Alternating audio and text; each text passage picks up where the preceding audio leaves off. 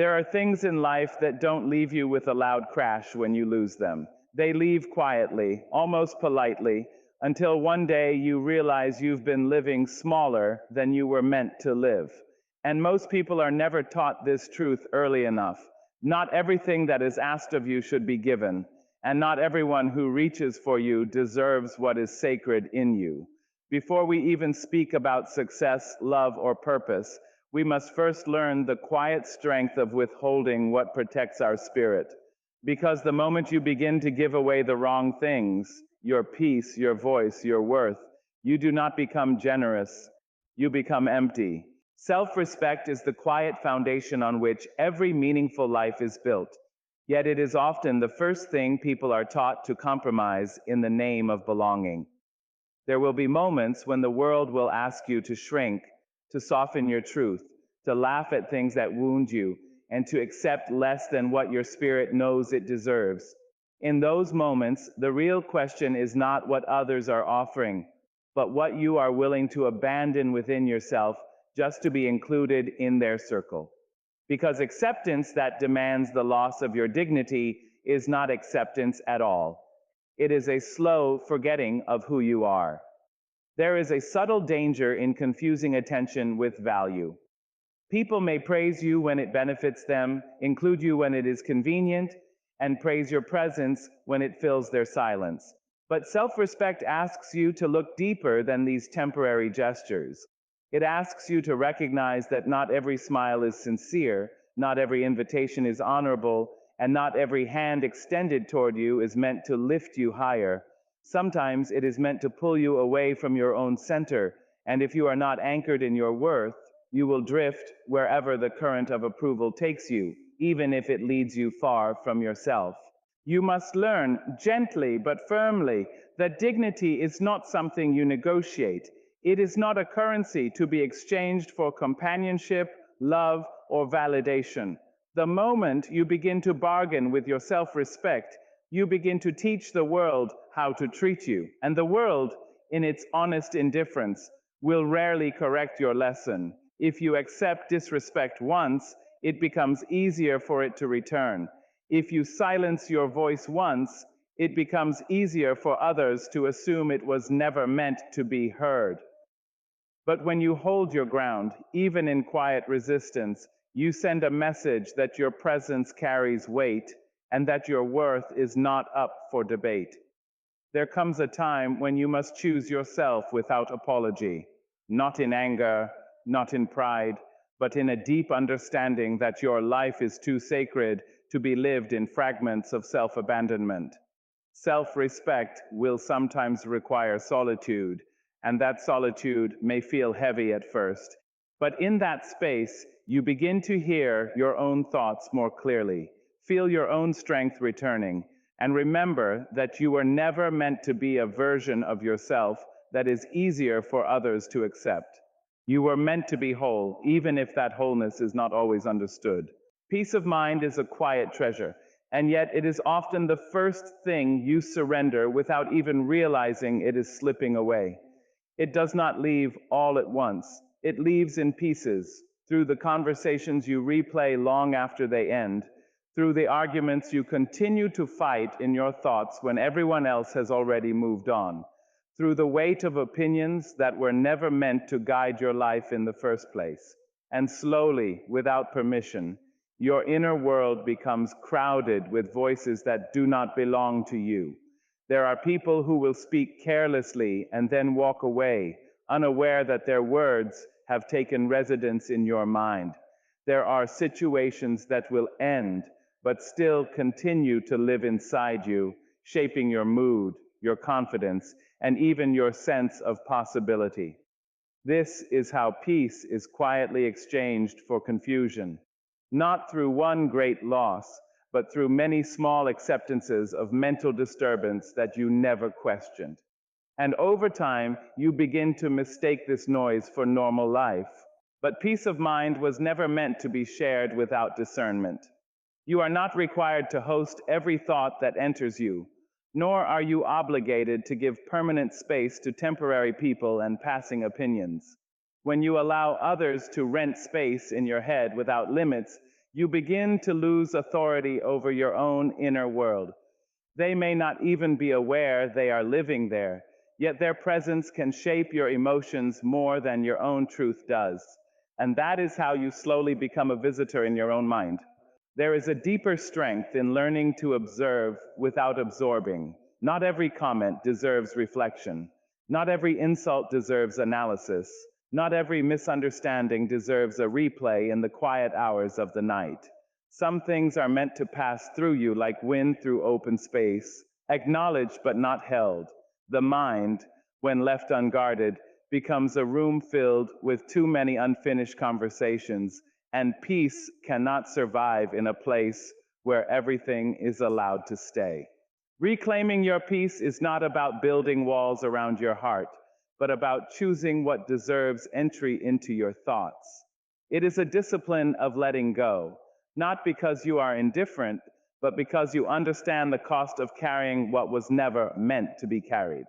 You begin to realize that your energy is not infinite, and every unnecessary worry is a quiet withdrawal from your own life. And so you learn gradually that true power is not in reacting to everything, but in mastering what remains within you. When you stop giving free residence to chaos, you begin to notice something subtle but profound. Your mind becomes lighter, your decisions clearer, and your presence more grounded. Peace of mind, once protected, does not shout its arrival. It simply returns softly, like something that was always yours coming home. Personal power is a strange thing. It rarely disappears in a single moment.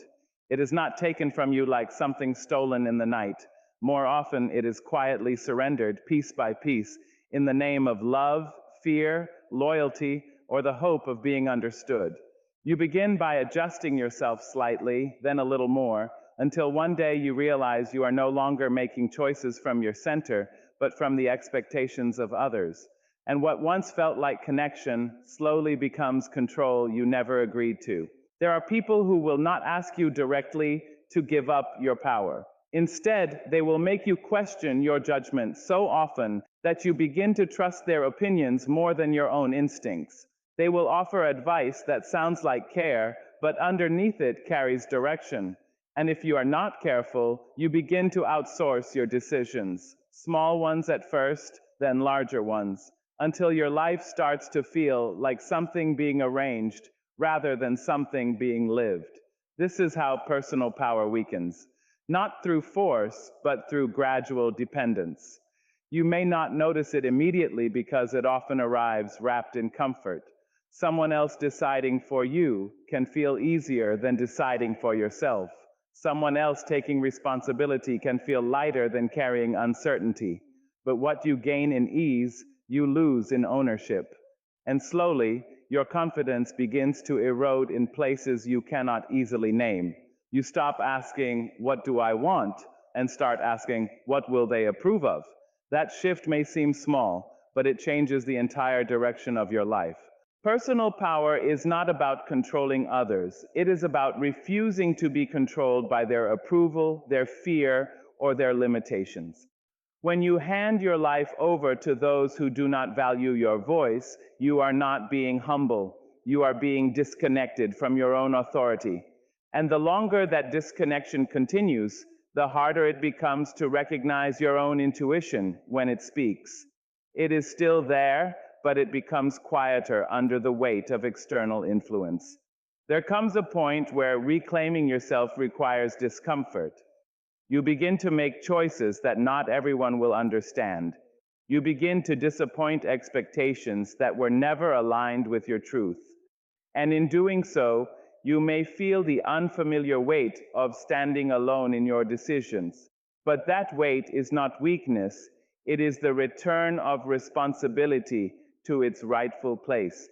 It is the beginning of remembering that your life is not meant to be lived on permission. When you stop handing your personal power to those who do not value it, something steady begins to form within you. Your decisions become clearer, not because life becomes easier, but because you are finally listening to yourself again. You start to realize that authority over your life was never something to be earned from others.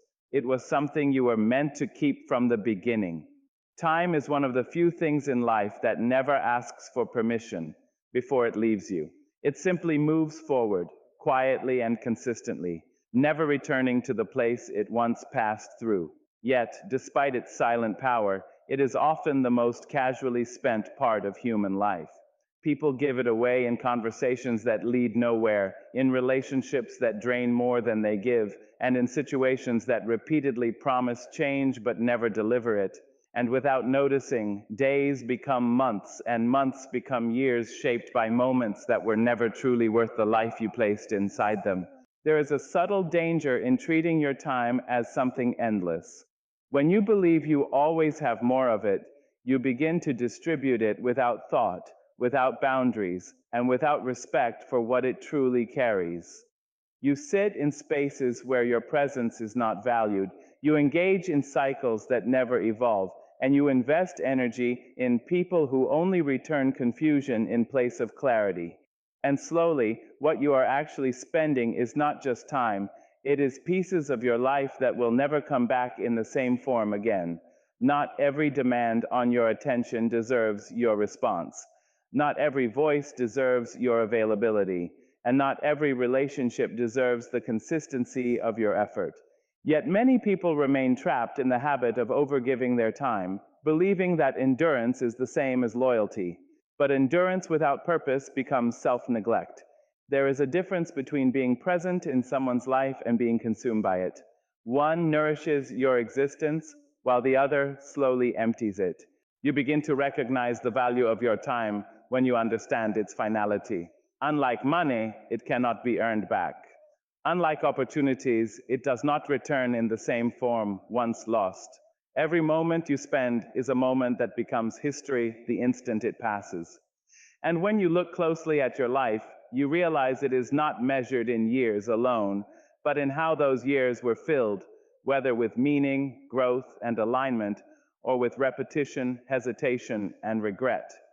There is a quiet strength in learning to step away from what repeatedly wastes your time. It is not always dramatic. Sometimes it is as simple as no longer responding immediately, no longer explaining yourself endlessly, no longer staying in conversations that drain more than they reveal.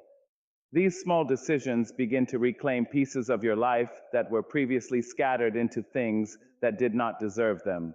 And in that space, something important begins to return: clarity. When you start honoring your time, your life begins to take a different shape. You become more intentional, not because you are rushing, but because you are aware. You choose with more care, you listen with more discernment, and you walk away without the need to justify every exit. Because you finally understand that time is not just something you spend, it is something you live. And how you choose to live it determines the kind of life that quietly unfolds around you. Emotional energy is one of the most misunderstood parts of a human being. It is invisible, yet it shapes everything you do, everything you say, and everything you become. Unlike physical strength, it is not something you can easily measure, but you feel its absence deeply when it is drained.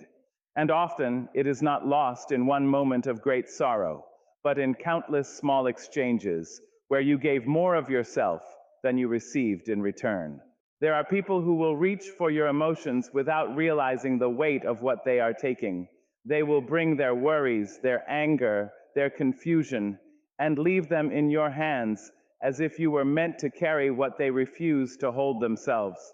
And if you are someone who listens deeply, someone who feels intensely, you may begin to believe that it is your responsibility to absorb it all. But emotional energy was never meant to be an open door for everyone who knocks without awareness of what they are stepping into. You begin to notice the exhaustion not in loud ways, but in quiet ones. Conversations that once felt simple begin to feel heavy. Situations that once felt manageable begin to linger in your mind long after they end. You find yourself replaying other people's emotions, trying to solve problems that were never yours to begin with. And slowly, your own emotional world starts to lose its clarity, as if it is being clouded by feelings that do not belong to you. Not everyone who shares their emotions with you is seeking healing. Some are simply offloading. And when you do not distinguish between the two, you become a resting place for emotional weight that was never meant to stay.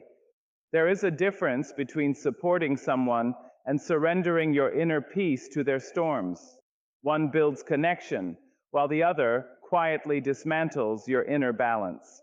Protecting your emotional energy is not about becoming distant or cold. It is about understanding that your feelings are not an unlimited resource meant to be poured endlessly into spaces that do not respect their value. You can care deeply without becoming depleted. You can listen without absorbing everything. You can be present without losing yourself in the process. But this requires awareness and sometimes the courage to step back when presence turns into exhaustion. There is a quiet maturity in learning when to engage and when to preserve yourself.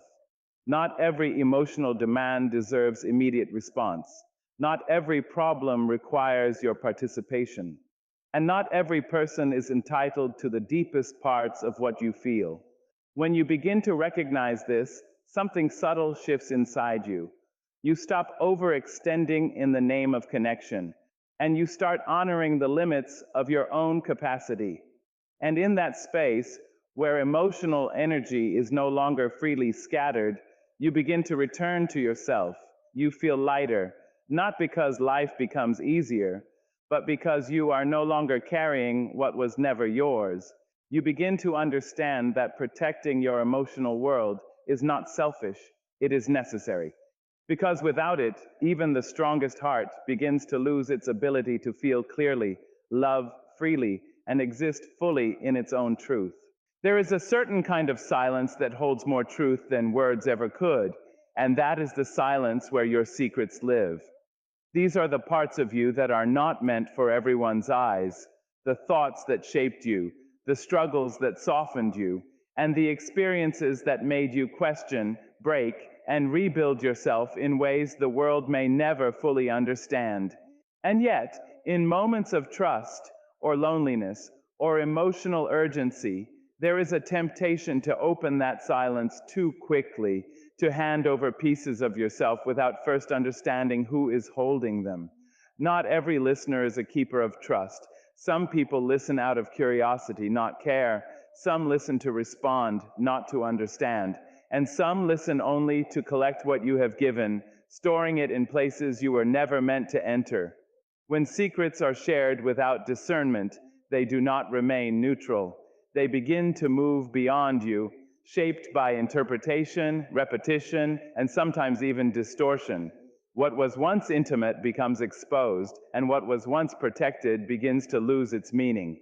There is a quiet vulnerability in sharing too quickly, in believing that every moment of emotional connection is a foundation for trust. But trust is not built in intensity, it is built in consistency. It reveals itself slowly, through time, through actions, through the ability of someone to hold what you give them without using it against you or reducing it to something less than what it is. When this understanding is missing, openness becomes exposure, and exposure without safety can leave lasting marks. You begin to notice the cost of misplaced trust, not in dramatic betrayals alone, but in subtle shifts. A detail repeated in the wrong place, a private moment turned into casual conversation, a truth you shared in softness returning to you in a distorted form. These are the moments that teach, often painfully, that not every space is meant to hold your truth with care. And once that awareness settles in, you begin to understand that discretion is not secrecy, it is wisdom. Protecting your inner world does not mean closing yourself off from people. It means learning the difference between connection and access. You can be open without being unguarded, honest without being exposed, and kind without being available to everyone at every level of your being. Some parts of you are meant to be revealed only to those who have shown over time that they are capable of holding them with respect. There is strength in silence when silence is chosen, not forced. There is dignity in withholding what has not yet found safe ground, and there is deep self-respect in understanding that your life is not an open book for every passerby. When you begin to honor this, you realize that trust is not something you give away freely. It is something that is carefully placed, where it will not be misused or misunderstood. And in that awareness, you begin to carry yourself differently. You speak with more intention, you share with more clarity, and you no longer feel the need to explain every layer of who you are to be valid, because you understand at a deeper level that what is truly yours does not need to be constantly exposed to remain real. There is something fragile and sacred about a dream in its earliest form. It is not yet polished by success, not yet proven by results, and not yet recognized by the world. In that stage, it lives quietly inside you, shaped more by hope than by certainty, and because it is still tender, it becomes vulnerable to the opinions of others. A single dismissive comment, a raised eyebrow, a tone of doubt. These small things can begin to press against something that was never meant to be measured by external approval. You begin to notice how quickly vision can shrink when placed in the wrong environment. Not because the dream itself is weak, but because doubt spreads easily when it is spoken around people who have forgotten how to believe in things they cannot immediately see. There are voices that will not directly tell you to stop dreaming, but will subtly encourage you to be realistic, to think smaller, to choose something safer, and if you are not careful, you may begin to confuse their fear for wisdom. Validation is a powerful influence, and it often disguises itself as guidance. You may find yourself adjusting your ambitions slightly at first, softening your expectations so they are easier for others to accept. Then gradually, without noticing, you begin to lower the horizon of what you once believed was possible. Not because your vision changed, but because you started measuring it through the limitations of people who were never meant to define it. There is a quiet cost to shrinking your dream for the comfort of others. It does not always show immediately. Life may still function, days may still pass, and responsibilities may still be met. But inside, something begins to lose its color. The version of you that once imagined more starts to feel distant, as if it belongs to someone you used to be. And over time, comfort replaces calling, and safety replaces expansion. Dreams were never meant to be democratic. They were never meant to be voted on or approved by those who are not carrying them. They are deeply personal, often irrational in their early stages, and beautifully resistant to logic. And yet, that is exactly why they matter, because they ask you to see beyond what is already proven and to trust something that has not yet taken form in the physical world. When you stop seeking validation for your vision, something important begins to shift. You become less reactive to doubt and more anchored in your direction. You stop over-explaining what you are building, and you start building with more quiet determination. Not because you no longer care about others, but because you finally understand that not everyone is meant to understand the shape of your becoming at the same time you are becoming it. And in that space, your dream begins to regain its original size, not inflated by ego, not diminished by fear, but restored to what it was before it was ever questioned. You realize that the world does not need to agree with your vision for it to be real. It only needs your commitment to carry it forward, even when no one else sees it yet. There is a kind of silence that does not come from peace, but from suppression. It is the silence that forms when you have something true to say, something necessary to express, but you hold it back because you are unsure how it will be received. Over time, that silence can begin to feel safer than your own voice. You start to believe that keeping things inside will preserve harmony, avoid conflict, or protect relationships. But what it often preserves instead is misunderstanding, distance, and a quiet erasure of your own presence. Your voice is not only sound, it is identity taking form. It is how you exist in spaces where your thoughts matter as much as your presence. And when you repeatedly silence yourself, even in small moments, you begin to create a pattern where your truth becomes secondary to comfort. You adjust your words, you soften your meaning, you step away from what you actually want to say, until eventually even you begin to question whether your perspective deserves to be spoken at all. There are moments in life where silence may seem easier, especially when speaking up risks discomfort, disagreement, or emotional distance. But not every silence protects you. Some silences slowly diminish you. They allow assumptions to grow where clarity was needed. They allow others to define you where you should have defined yourself. And they create a gap between who you are and how you are understood, until you find yourself living in a version of your life that feels slightly misaligned, slightly muted, slightly not fully yours. Speaking your truth does not always guarantee immediate understanding. In fact, sometimes it does the opposite. It may challenge expectations, disrupt comfort, or reveal differences that were previously hidden. But truth was never meant to exist only where it is convenient. It exists to bring clarity, even when clarity is uncomfortable. And when you begin to honor your voice, even in difficult moments, you start to reclaim something that silence slowly takes away, your presence in your own life. There is a quiet strength in choosing to speak when it would be easier not to. Not the kind of loudness that seeks attention, but the grounded courage of expressing what is real for you without shrinking it for approval. This does not mean every thought must be spoken, or every emotion must be expressed immediately. It means recognizing when your silence is no longer protection, but avoidance of your own truth. As you begin to use your voice more honestly, something shifts internally. You notice that your words carry more weight because they are no longer diluted by hesitation. You feel less fragmented because what you think and what you express begin to align more closely. And even if not everyone agrees, you begin to experience a deeper sense of self-respect, knowing that you did not abandon your truth for the sake of ease. In time, you understand that your voice is not just about being heard by others. It is about not disappearing from yourself. And when you choose to speak, even when your voice shakes slightly, you are not just communicating. You are affirming that your truth has a rightful place in the world and in your own life. There is a point in life where everything begins to feel negotiable when your sense of self-worth is no longer anchored within you.